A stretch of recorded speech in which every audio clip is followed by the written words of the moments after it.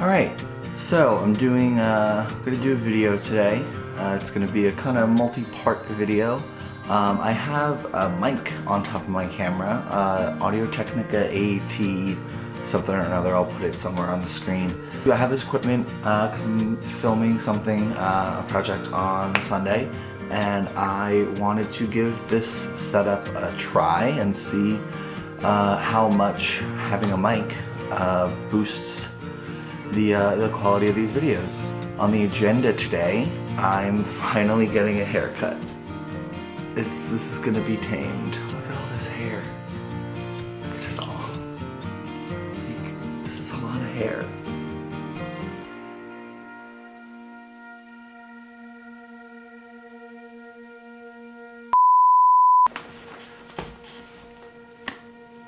I just did the whole part of the video and the mic wasn't on.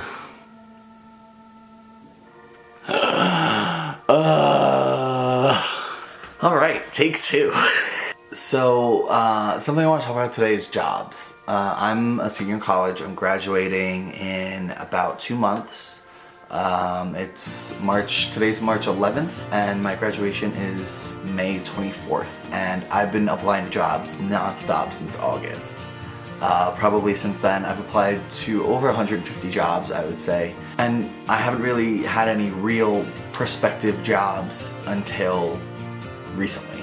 So don't be discouraged if you're not hearing back from jobs. If you start applying super early like I did and you're not hearing back from anyone, that's okay. It's, you know, for me it didn't start to happen until now, where I actually I've gotten emails back, I've gotten people viewing my applications. So just be persistent. I know, like, that's super cliche, but keep on it, you'll get it done. Somebody out there is gonna hire you. Something else that you need to keep in mind when you're looking for a job is location.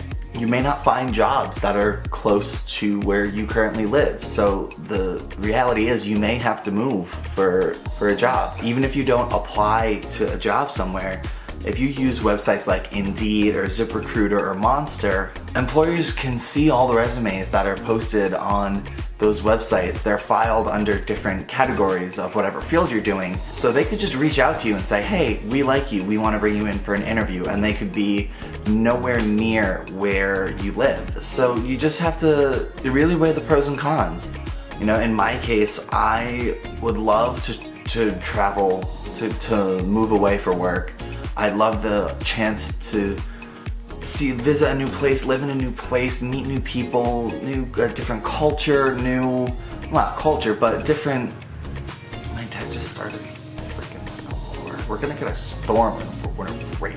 So that's something to keep in mind. You may have to move away from work. And if I'm only 21 years old, I'm about to turn 22. It's okay to move away if you're around my age, 21, 22, 23 years old. It's okay if you move away or you move somewhere else for a year, 2 years, 3 years. And if you realize that you don't really like that, or you don't like that place you moved to, or you don't like that job, that's okay. You're not even 30 yet. You can move back to wherever you're from or wherever you're comfortable and find a different job. My thought process is to do it while you can. If you have the opportunity to move somewhere when you're young and to start working, absolutely, I would say do it, because it's easier to do now than when you're set in your career in your mid-30s and it's uprooting your life is just not an option.